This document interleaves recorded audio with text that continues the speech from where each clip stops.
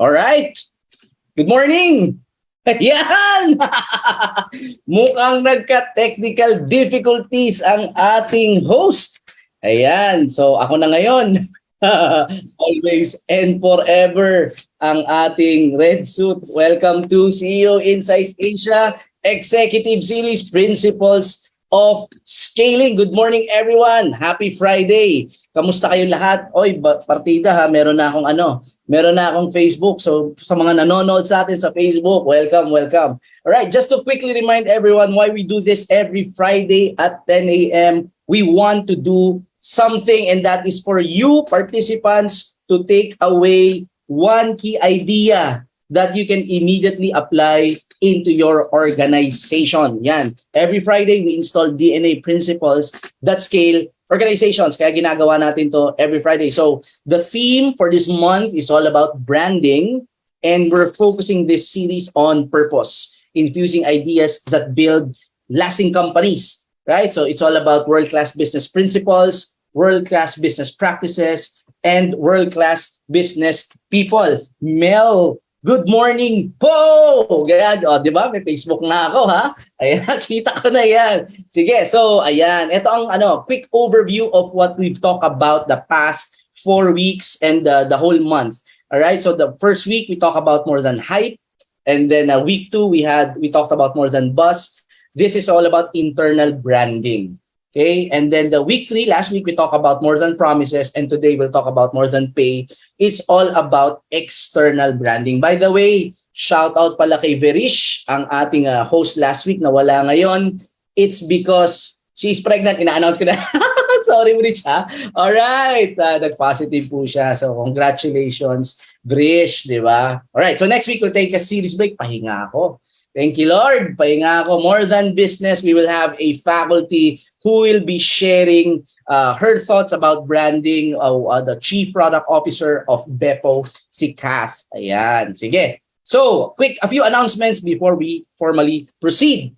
So, we have 40 Executive Circle members unlocked, part of the circle, part of the ecosystem. These are our official executive members. And if you're not yet part of it, andyan po sa chat at sa Facebook, sasabihin or ipupush ang link. Yan, Jason Patricio, shout out sa'yo. Good morning. Thank you for watching.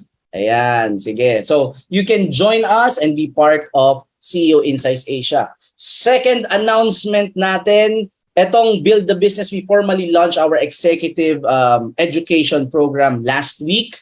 Build the Business 101. At ito yung mga pinaggagawa natin yan with 10 fellow CEOs who's part of that executive education course. Is a 4-week intensive CEO leadership education course na meron nagbabasa, they read, they present with one another their learnings, as well as they have assignments na mga hindi pa nagsasubmit. Bala kayo.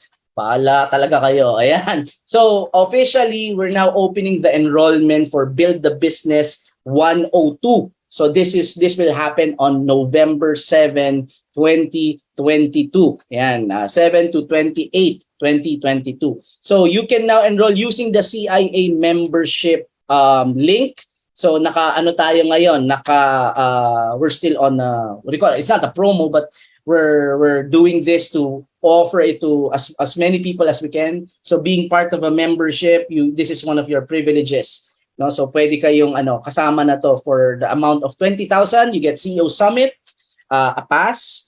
You are an official member for 1 year, and then you get 4-week intensive course on CEO leadership on November. Ayan. Sige, diba? So CEO Summit. Ayan. One of the highlights of our year. It's going to happen. Sinong excited? Manood at umattend at mag-network at makipag-mingle. So kung if you were part of the CEO meetup last July hosted by Seller Sub, ito, mas matindi ito, di ba? Kim Lato pa lang, Steve C pa lang, bawing-bawi na yung ating registration or yung executive pass natin. Kasama pa si Marvin Galang, tapos si Paco Magsaysay, and then one of our featured faculty is Celine Yu. She is the director.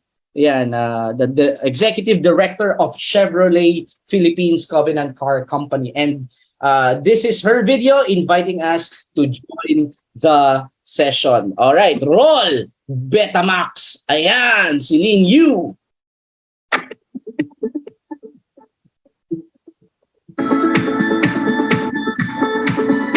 Hi, this is Celine Yu. I'm the Executive Director of the Covenant Car Company Incorporated, distributors of Chevrolet and Morris Garages MG cars in the Philippines. I look forward to seeing you at the CEO Summit this coming October 28 to 29 as I share the paradigm shift to God-centered leadership and the Master's MBA. See you then.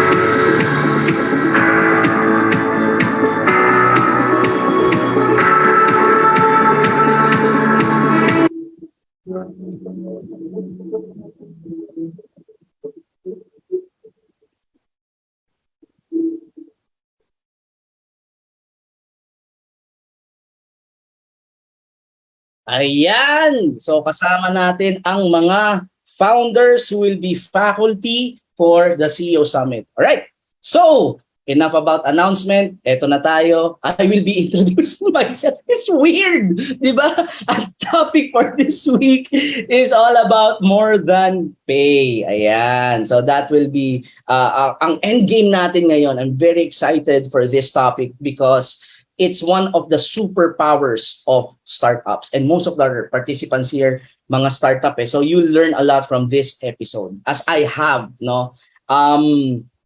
Very volatile ang mga nangyayari ngayon sa ating startup industry. So I think you'll learn a lot from this session. Yan, more than pay. So our purpose as CEOInsight Asia, why we do this, is infusing ideas that build lasting companies. Okay? We want to learn how to build our companies into something that we can pass on to our children, our children's children, the coming generations. And if you've been working with me long enough, you'll realize that, selling is one thing. Building a company requires a different skill set. And you will realize too that building a great company requires a different skill set compared to just selling and building a business. So, dito sa CEOInsight Asia, yan ang tinututukan natin. Alright? So, before I proceed, nanonood si Shin! Edukada PH, ayan. Good morning sa'yo. Kamusta? Alright. So, before I proceed, babati muna ako. Happy birthday, Mika Clemente! Ayan! Ang ating isa sa kasama natin to write sa ating executive advisor book, Faith Family Firm, as well as our official graphic artist ng mga e-books na ginagawa natin. Ayan. So, happy birthday to you. Tapos babatiin ko na lang yung mga bagong lipat ng opisina, hindi ko na daw sila babanggitin. Ayan, alam nila kung sino sila. Saka yung mga bagong lipat ng bahay. Ayan, di ba? Okay, enough about that. Agendas na tayo. Okay, ano ba mga pag-uusapan natin for today? Good morning, Shin. Ayan. Pag-uusapan natin, conversation starter. I think, sinong assign natin dito? Direct Frank, pakichat na lang dyan. Okay? And then, we'll do a quick recap para meron tayong sense of continuity as we close this series. Then, we'll define what cult status mean. Yan. You know what cult means, di ba? Sa ano, you have your conception. We're not going to talk about religious cults. Okay? We're not going to talk about religious cults. We're going to talk about cult as a brand. Okay? So we'll talk about why cult status matters, and then fundamentals of fundamental building blocks of cult brands, and then accelerator. How do you accelerate a movement? Okay? And then we'll get practical. So, bago tayo mag-umpisa, alam niyo naman ang tradisyon natin dito, di ba? Ang tradisyon natin ay batiin ang bawat isa ng good morning while representing your company. So with that, kindly greet good morning from and then type your company. Yan, para naman may engagement tayo. Sa mga, G up, Ruel Valverde. Sir, good morning. Yan, gwapong-gwapo. This is a family affair, by the way, mag-asawa. Ayan, nanonood yung isa, nandito sa Zoom yung isa. Ayan. Good morning from Escasi, Seller Sub, M-Starnet. Sa Facebook, nag-open nga ako ng Facebook pa. Ayan, Metari, RJ Felix, good morning sa'yo. Mercado PH, We Trade. Yan. O, si Shin, Educada PH. Nakita ko si Zach nandito. Parang nandito si Zach. Rock Squad na yan. Why Hi Asia from John Lester. Aloro, Zaira, uy, kamusta? Yan. At of course, Comizen, si Ben, nasabon natin yan kahapon. Lagi ko naman sila sinasabon. Ayan. And N-Rocket, si Jay. Alright, proceed na tayo. Okay, conversation starter. Ang request ay si Direct Frank. So, bago tayo mag-proceed, good morning muna kay Miss Mel, ang ating chemist. Alright, from Foligo. Sir Frank, eto ang conversation starter natin. Ayun, nawala. Nasaan na? Ayan, okay, nawala yung question. Di ba? Sino nag-backtrack? Di ba? Ayan, gulo-gulo natin. May nangingialam ng aking slide. Ayan. Okay, good morning from our Ripple Kids. Direct Frank, floor is yours. Hello. Hello, sir. Dinig ako, sir. Klaro. So, for me, sir, what experience of a brand was I excited to share? Actually, sir, this is way back, I know marami siyang gusto yung iPhone, pero ito yung story na to, siguro magagalit sila. Kasi for me, I was with Apple since 2010 hanggang around 2015 siguro 2016. So parang nung time na yun kasi nasira yung phone ko. And then naghahanap ako ng ibang phone. Nung time kasi na yun parang may bagong labas na Samsung nun nung time. So parang nung bumili ako ng Samsung, yun yung kumbaga na-experience ko na sobrang na-attract ako sa features niya and all. So yung nangyari, nalipat yung fandom ko from Apple to Samsung. And ever since then hanggang ngayon, yun na yung phone ko, yun na lagi kong binibili. And kapag kunwari may namimit akong Apple user, lagi kami nag-argue kung ano yung mas magandang phone, blah, blah, blah. I'm not saying na pangit yung iPhone kasi maganda naman talaga. It's just that for me, sobra akong na-hook sa Samsung to a point na ngayon, yun yung binibili ko. Yun talaga. So, ayun. So, yun sa akin, sir. All right. And that is an example of someone who is, sabihin na natin, excited about a brand that he shared it to the 13 million sa Zoom at sa 30 million, 26 million sa Facebook. Ayan. All right. Sige. So, before we proceed, let's do a very quick recap. Recap muna tayo. In first week, we talk about more than hype. Yan. We talk about branding, and I think key insight natin doon that employer branding, it's a mystery word. Parang branding, it can mean so many things to many people. But we're talking about here, branding is how people feel. This is from the brand gap. Diba? Sabi niya, how people see and feel about your company as an employer. How do the people, and not just the employer, but the customers, no, or who's trying to apply to your company. Okay, so it's what they feel inside the company that dictates the brand. It's not what we say about our company. It's what they actually feel when we're not in the room. Okay, yun yung employer branding natin. Okay, so in More Than Boss, we talk about the framework. Yan. So we're a simple guy. We want to make things simple. So successful business is based on 3 things. Financial vitality. Ayoko na mag-umpisa, di ba? Basta kailangan profitable ang company. Ayoko sabihin. But okay, dapat financially profitable yung company for it to become successful. And what drives financial vitality is customer engagement. The more engaged our customers are, the more wallet share they give to us. And what builds customer relationship is, of course, employee relationship, engagement of the employees. Because engaged employees build customer engagement build financial vitality, and it's a flywheel. Yan. Sabi nga ni Simon Sinek, di ba? Your customers will never love your company until your own employees love it first. So yun yung flywheel. We talk about the first 2, employer branding, first 2 weeks, employer branding.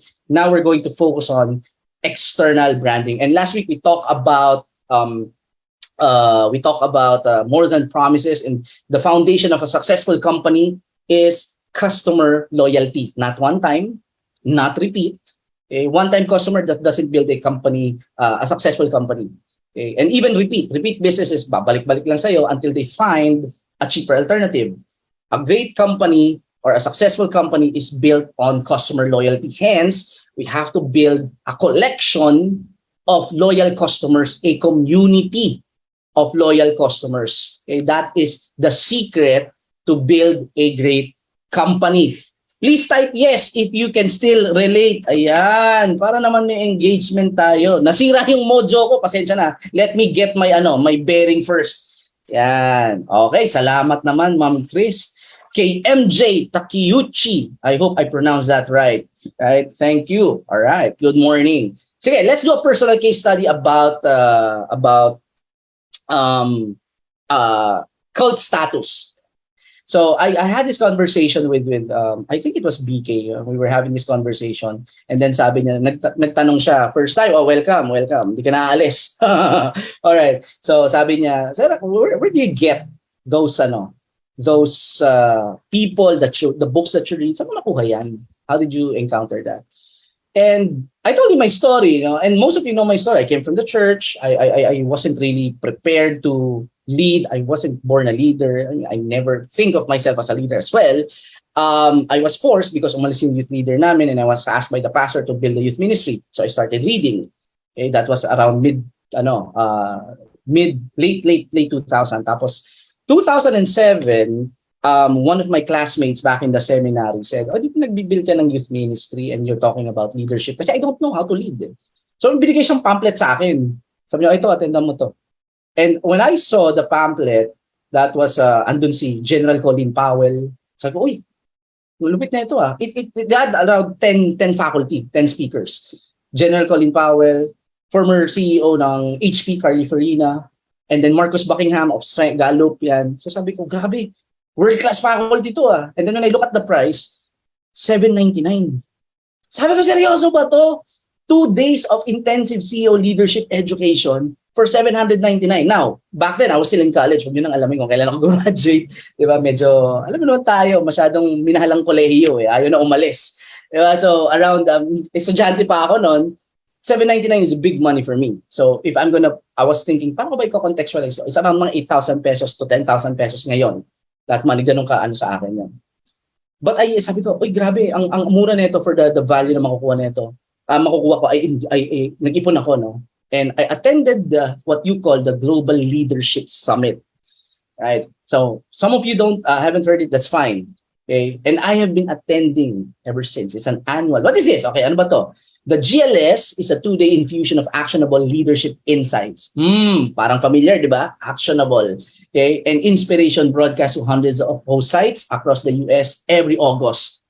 It started 1995. It was the Leadership Summit. 10 years later, it became 2005, it became the Global Leadership Summit. They opened it to all over the world. So how many hosting countries? 118 countries ito host, 1,400 sites globally, and 83 US prisons. Kasi this is part of a church. Okay, it is a non-profit. It's part of the church, and they have ministry. They have prison ministry. So dun sa prison ministry nila, their church is being birthed inside the prison. So they want to infuse leadership to those people in the prison. So it's being broadcast in the US prison, right? It's attended by 350,000 lang naman globally every year. Okay, so ganyan kadami yung uma-attend yan. At saka sa over 10 world-class faculty every year. So 2 days to, and it has over 10, but in the Philippines inaano yan medyo late na and limited na kasi may restrictions yung hindi buong faculty ang pinapanood. So hinahanap ko na lang yung ibang faculty sa YouTube or whatever. So, sino-sino ba mga naging faculty dito? Well, unang-una si Jim Collins. So, pinala nyo naman yan, di ba? The Jim Collins, di ba? Diba? Baba ng standard natin. The Jim Collins of Philippines. Ayan. So, si Jim Collins is a summit faculty speaker. I think naka-5 session siya or 6 na session siya ron since 2005. Ito naman si Tony Blair. Si Tony Blair lang naman. Sino si Tony Blair? Former Prime Minister of UK lang naman. Was a faculty of this one. Alan Mulally, sino si Alan Mulally? Former CEO ng Ford. Siya lang naman ang bumuhay ng Ford nung namamatay yung Ford back in the mid-2000. And yung mga client partners natin na nag-BBR, sa kanya ko nakuha yun. Okay? He called it I forgot the term, but yung business review na every week nag-uusap tayo, I got it from him. That's how he revived Ford. And so that's one of the faculty. The late General Colin Powell, he died pala last year, I didn't know. So I just learned last night. So he was I think 3-time faculty sa Global Leadership Summit. Bob Iger, sino si Bob Iger? Former CEO lang naman ng Disney. He was the one who acquired Marvel, and he was the one who acquired Star Wars. Yan. So si Bob Iger. Yan. Sino pa ba? Former President George W. Bush. Yan lang naman yung mga faculty dito, no? At saka Simon Sinek was a 2019 faculty.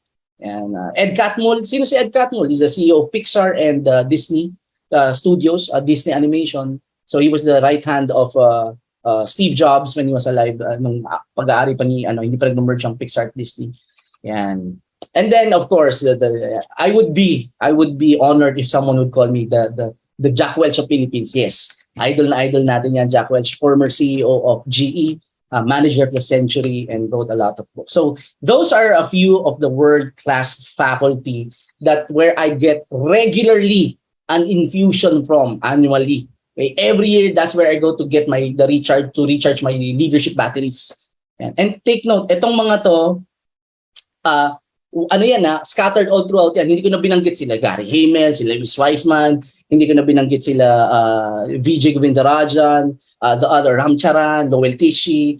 Kasi kung yan, that's just one day.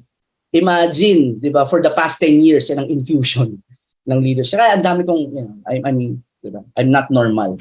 All right, so why am I saying this? The reason why I'm saying this is because of their cult status, they get to cut the price. Kaya ang mura nila. Kasi most of their customers are satisfied. It turned into fans like myself na pabalik-balik doon. Hindi na nila kailangan mag-marketing. Hindi nila kailangan mag-Facebook ads. Yung budget nila for marketing, napapasa nilang savings per customer. Hey, so good morning, Seller Sab. Yan. UG, good morning. Yan, the Self-Made Academy. So yun yung power of cult status. It saves us a lot of money. They don't need to market anymore because the fans are doing the marketing. Hence, I am doing the marketing for them. In fact, to the point that I had an opportunity to bring my entire team.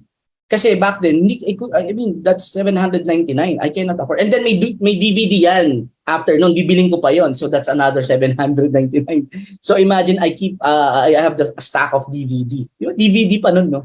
DVDs nandyan sa akin. Pinapanood ko pa rin siya until now. So $799 was expensive for me. I saved money. I attended this. I saved money. I attended this. And then I brought someone. Inisponsoran ko yung kasama ko sa team. Kasi sabi ko, hindi nila mag-gets eh. Ako lang nakakaintindi nung nandun sa 2-day leadership na yon. Kailangan kasama ko yung team ko. So leaders, bring your team here in Principles of Scaling. Panoorin nyo sa kanila to. Para maintindihan nila yung sinasabi nyo, para bumilis. yung inyong mga di ba, mga DNA Monday, parang naiintindihan ba, anong trick na ito? DNA Monday na naman yung boss natin. May nakuha na naman yan kung saan. If they are attending this and they're listening to this, mas mabilis ang acceptance ng isang initiative because they understand where we're coming from. Okay, so I brought my team to the point na I sponsored I can afford na, until I brought the entire team, 10 kami. I ask people, I beg people for money. Diba? Sabi ko kasi I cannot afford to carry, to bring more, but I want them to bring more. I'm asking money not for me, but for others to join me. So that's how serious I was in developing people. Kaya gano'n na lang siguro yung expectation ko when I look at CEOs right now who call themselves, sarap naman ang pagkakahiga ni Eman. Ayan, talagang good morning, breakfast niya to. Ayan. That's why gano'n na lang, call themselves CEO, then they're not into development. You're not that serious about, come on, di ba? You're CEO. You want your company to get better? Di ba? Invest in yourself. Okay, moving on, bago ako mag-run. Okay, so with that, it's safe to say that they were able to achieve cult status.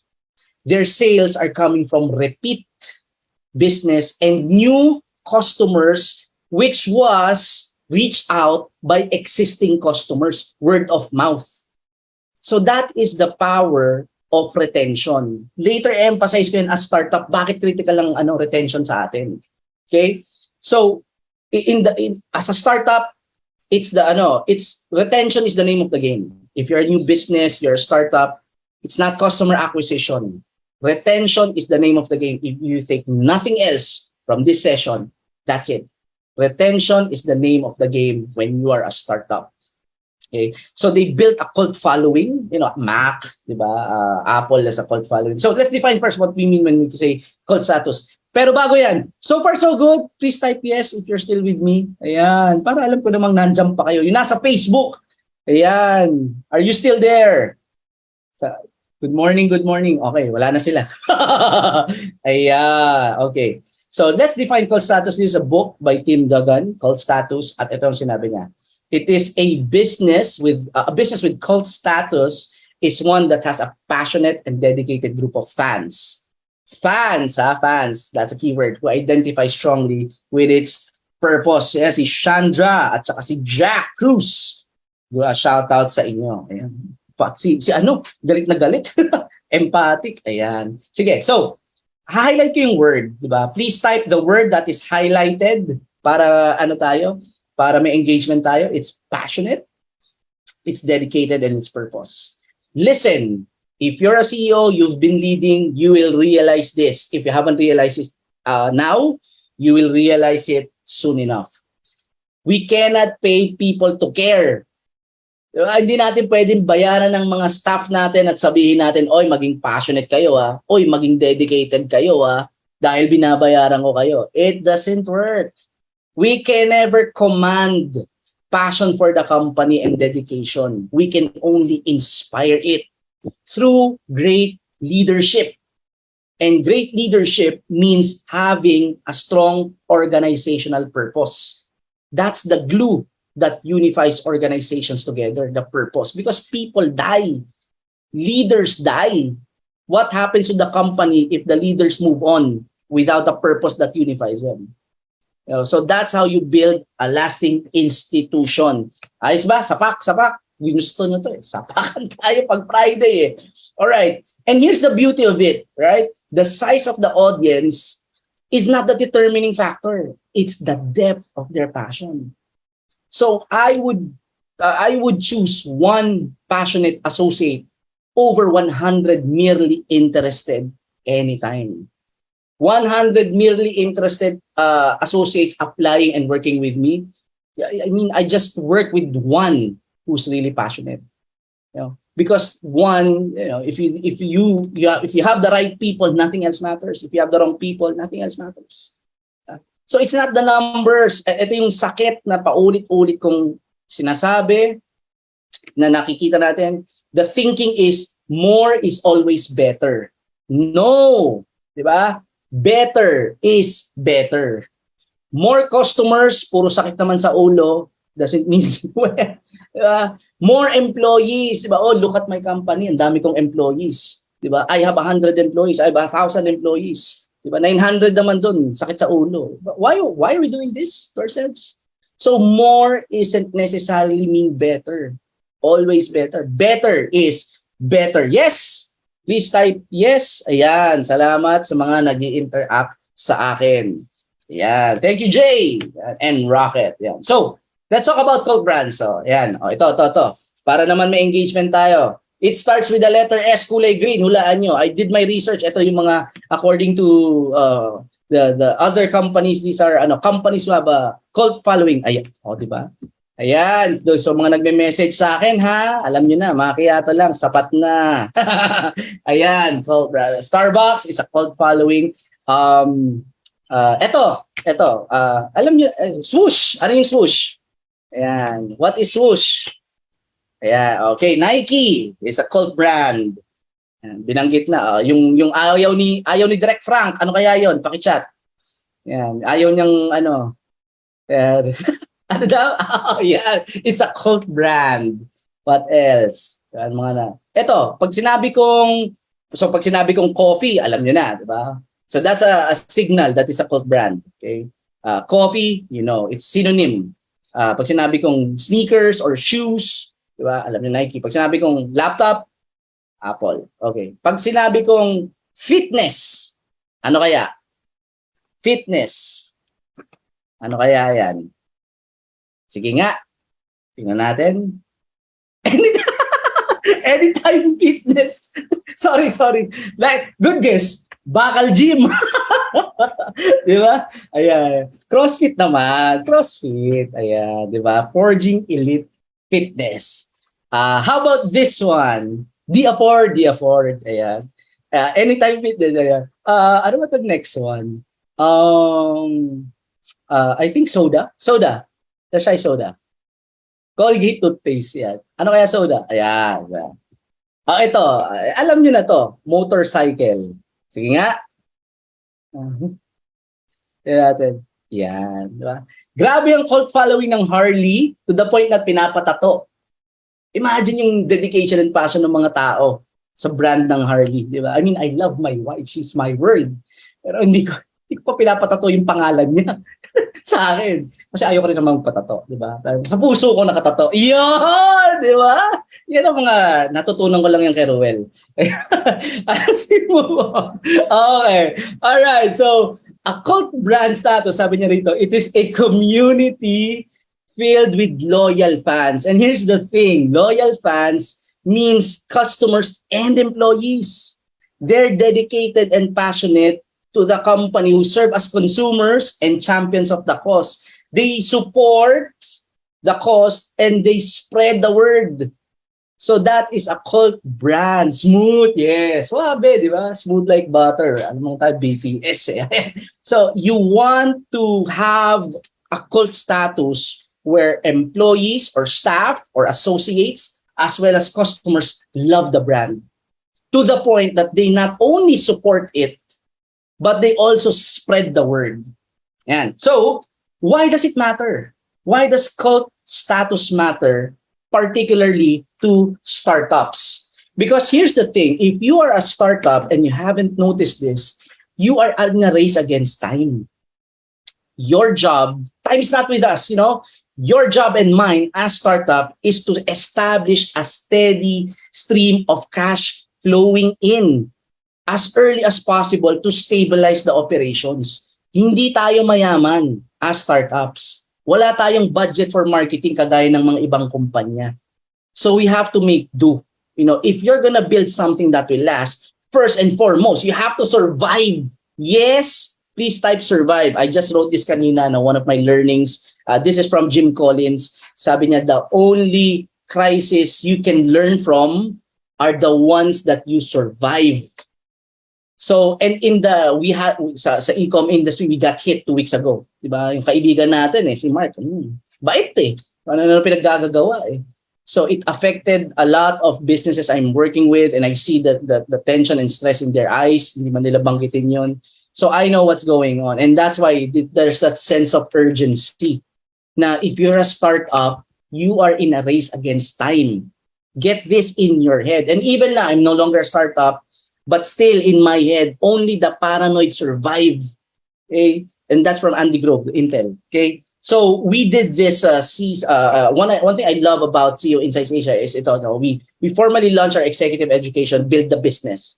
And here we have CEOs who are really into developing themselves and becoming better for the sake of the company, not just for themselves. Because if CEOs get better, their companies get better. Ayan, si Impact na rebranding na. Ayan, medyo usap-usap lang, nag-rebranding. Ewan ko ba pag nakakausap ko na, nagbabago bigla eh. Impact, Serene na yan. Yan, sila Rose, sila Sandy, BMRS. Ayan, medyo napapanaginipan na sana nila ako. Mga sabit-sabit naman ng insights, di ba? Ayan.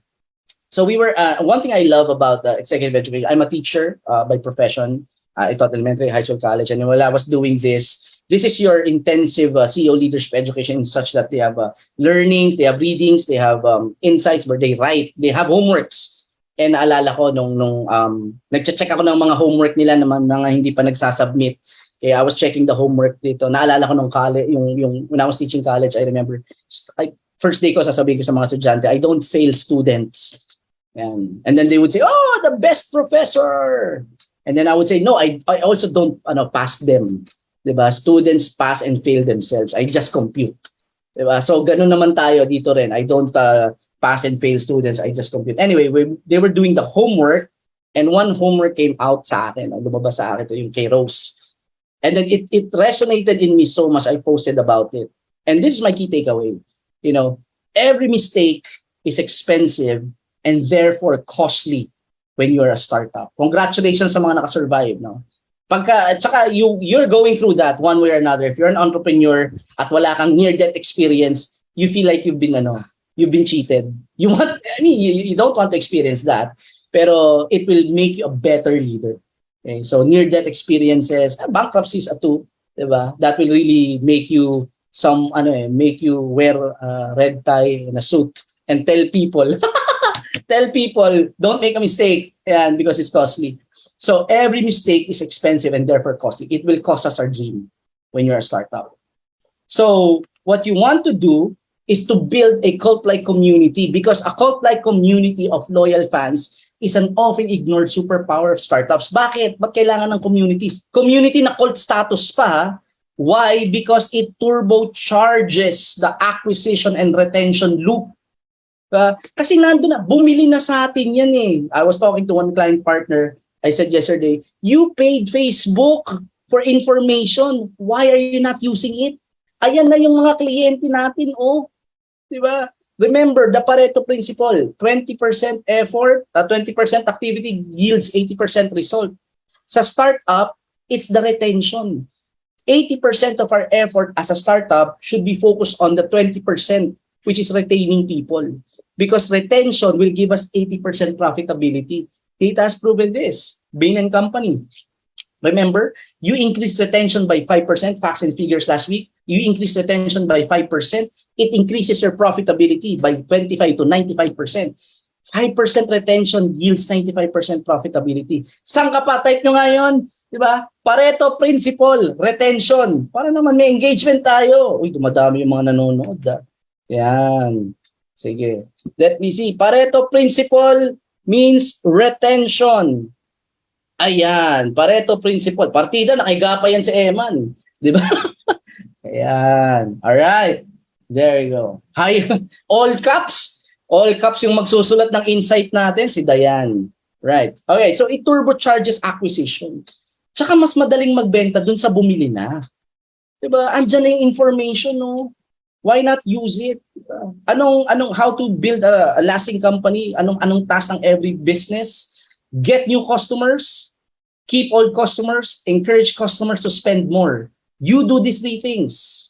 You build a cult-like following. All right. Sige. So, ano ba ang fundamental building blocks of cult brands? So far, so good. Enjoying? Please type so good if you're still with me and you're learning something new. Ayan. Okay. Fundamental building blocks of cult brands. You need 3. Shinare ko na to dun sa Executive Education GC kagabi para may preview sila. So you need to have, number 1, a charismatic leader. Okay? All cults, diba? All brands has a charismatic leader. Unfortunately, Hindi naman ako charismatic. Diyos ko, na-blood nga kayo sa akin eh. Di ba? So let's change it. Ayan. I-change it, di ba? Let's call it catalyst or champions. A company to build cult status, charismatic. Ayan. For a company to build cult status, it must have a catalyst. And ano yung catalyst? Dito papasok si Mel Medrano ng Gramworth, di ba? A catalyst is someone who injects himself in the situation and accelerates the reaction between two elements.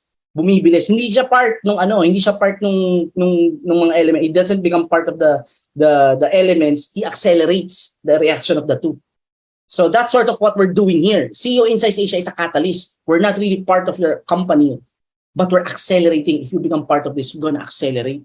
Ang daming CEO nagsasabi sa akin, sir, sumasakit ulo ko. Simula nung nag-join ako sa CIA.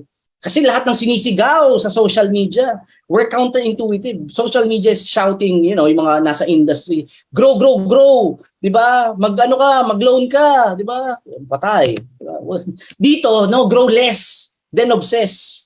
Dito, be paranoid, Loaning is a good thing, sure.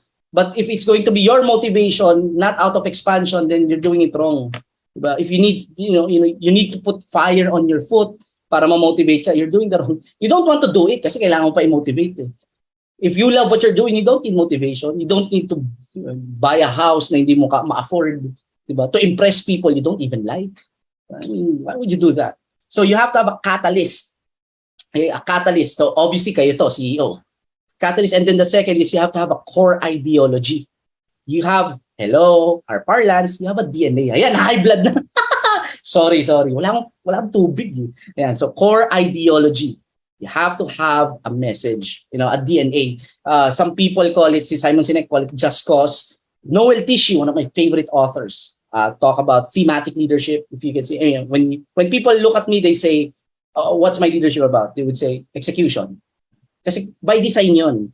Okay? It's not by accident. Everything I post, it's by design. It communicates the message, right? So visionary leadership, it's called Visionary Leadership by Bert Nanus, and it's called MTP or Massive Transformative Purpose by Salim. Ito yung mga exponential organizations. These are organizations who scale freakishly fast using technology. Airbnb, Uber, what else? PayPal, ayan. So yan yung mga ang daming favorite authors naman. Madami tayo dyan, di ba? So, dikit lang kayo sa akin, bibigyan kayo ng libro. Yan, pati nga libro ko pinamimigay ko na. Anyway, all right. So you have to have a core ideology. And what is a core ideology? Core ideology is a combination of purpose and values. Okay. What's the purpose of the organization and the values? Yan. So you have to have that. And last but not the least, a community. Well, we talked about this yesterday. A community is a collection of people who share the same passion and values. So imagine a community filled with loyal customers, and they're loyal because they share they share your values. They believe in what the company stands for. And there's a leader who's constantly communicating that. That's how you build cult status. Again, being clear. This is not everything that you need to build the cult status, obviously, diba? But this is a good starting point. So cult status, you have to have core ideology, catalyst, and community. Just an image that you can carry in your head para pagka alis nyo rito or something that you want to watch this again, you can be reminded of how to build cult status. If you are still enjoying this, dun sa mga 28,000 at 17,000 nating nanonood, please type cult status para may engagement tayo. Ayan. Ayan, di ba? Okay.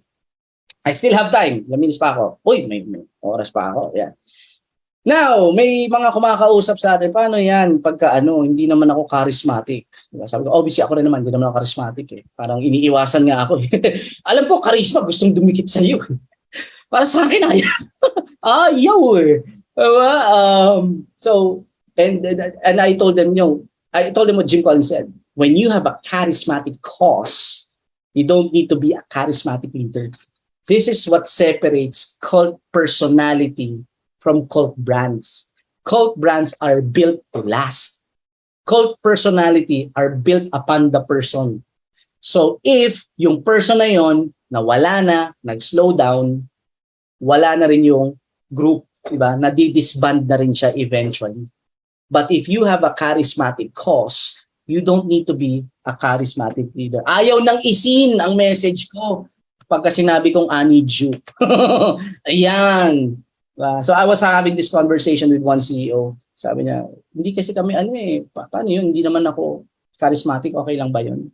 Sabi ko, well, when you're engaged with me, or it doesn't matter, but let me just share this one. When you're engaged with me, I'm not going to change your personality. I'm going to build your leadership competency, your business competency. So if you're an introvert, you can still build a great business. Or an extrovert, doesn't really matter. If you're an introvert, that's good. If you're an extrovert, that's good too. So long as you have the skill set to build a great company, then regardless of your personality, in fact, Susan Cain wrote a book entitled Quiet, the power of something in a noisy world. Yan, hanapin niyo na Susan Cain. Yan. So he wrote about that, and it's for introverts. So Mel, basahin niyo yun, Jill, basahin niyo yun. I have the ebook, send ko sa inyo. Okay. So how do you accelerate creating? How do you accelerate creating a movement? Cult status, you can change it to a movement. And when we talk about movement, movements change something. So pag nagsama-sama, nagkwentuhan, hindi movement yon. Nagsama-sama lang yan, swapping lang. But a movement, a group becomes a movement if they stand for something and they do something to change it, to change the situation, right? So how do you do it? Tatlong M, messaging. It should be consistent and constant. So this is the core ideology. You have to constantly communicate. Consistent, ibig sabihin, walang tigil. Principles of scaling, umulan, bumagyo, diba? May earthquake, may sakit ako, nanganak yung asawa ko, may principles of scaling every Friday yan. It has to be consistent and it has to be constant, walang tigil. And not only consistent in doing it every Friday at 10 a.m., consistent yung messaging. Mahirap na yung isa sinasabi ganito, isa ganito. Misalignment yon, right? You want to be aligned as much as possible. Next, there has to be members. These are the influencers. Right? So these are the RDs, these are the Frank, these are the BK of your community. So going back, how do you apply this in your building your cult brand? In your customer base, there are influencers. Focus on them. Okay? Focus on them. Bigyan nyo ng freebies. Diba? Build the relationship with them. Because they will move the others. The reason why I joined is because someone recommended to me. We join movements because of friends. Diba? Pagpasok natin doon, then we hear the message. That's when we believe on the message. But first, it's because people invited us to be there. And those people are people we respect. That's why many of us here, yung mga umatin yan, yung 20 na nanonood at saka yung nasa Zoom at mga members natin, they didn't know me. I didn't know them. They were invited to CEOInsight by people who were inside CEOInsight Asia, who were invited by people who I know. So ganun siya. That's how you build cult status. And last but not least, momentum. And when we say momentum, frequency, intensity, and consistency. When you have a new member or a new customer, it's best to infuse it with the DNA, the messaging, in the first 7 days. That's why we build Getting Started. You want to infuse the DNA to your members or customers as early as possible. And consistency means being in the face of your customers at least once every 7 days. That's how you build momentum. Now, when you say syempre, I'm in the service business, I have to be in the face. But what if you're a product? Then your brand should be in their face. Having a conversation with them, tatawag na rin naman tayo eh. Message them, di ba? Huwag mong na-upsell. Pag message lang. Di ba? Inform mo na you earn the freebie, gano'n. Huwag namang may binibenta kami ganyan. The reason why I reached out, wag ganon, di ba?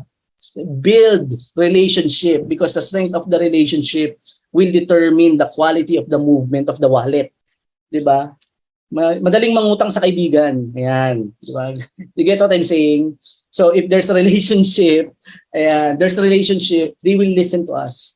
Okay? So, let's get practical. I still have 10 minutes. Ayan. Kaya pa? Are you still there? Yes, if you're still with me. Diba? Ayan. Diba? Sige. So, how do you install this? How do you get practical? Okay. First, formalize your core ideology. your core ideology, your DNA, design your DNA. What do you stand for as an organization? What is it? What's your purpose? What's your values? We have Arise for Comizen.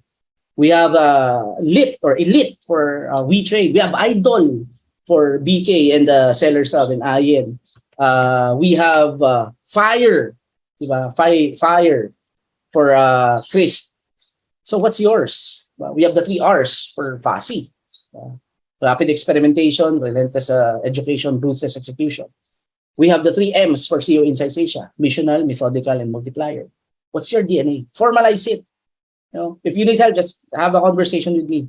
Okay. Next, find your audience, which is build your community. If people are not buying our products or what we sell, and it's a good product, it's because we're talking to the wrong person. That means they're not bad person. I made this mistake when I was starting CEOInsight Asia. I thought CEOInsight Asia is for everyone. Hindi pala. And that's fine. Okay, that's fine. We're not for everyone. And ganun din, yung brand joy, it's not for everyone. Okay? It's for those who are passionate about what you believe in. Again, it's not the size of the audience, it's the depth of their passion that changes things. Right? And last but not the least, ito yung ginawa natin kahapon, last week rather. How do you build your community? Connect with your customers. Contribute. This is my way. Principles of scaling is our way to contribute to our customers. Customers are builders, people who build institutions for legacy beyond simply making money, and create content. That's what I'm posting, yung sinabi ko ng CEO kanina, sabi, hindi naman ako charismatic. I'm not expecting you to be charismatic. I'm not expecting you to write your thoughts kagaya ko, because that's my personality. I love to write, and I love to share my thoughts. That's how I sharpen my mind. That's why I'm sharing it. I'm not expecting you. You're an introvert. I'm not expecting you to do that. Diba? But lead your own way. Create. So why do we need to contribute? Because contributing increases influence. It increases engagement with our customers. And when customers are engaged, it grows our wallet. So that's why we need to contribute. All right. And last but not the least, focus on the carriers.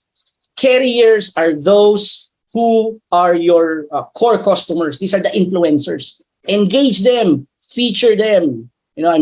I think pinayagan ako ni Yuji, Yuji of the Team Self-Made Academy, where they're watching this sa group nila. Nag-post ako ron ng video natin. So we're simulcasting with the Team Self-Made Academy.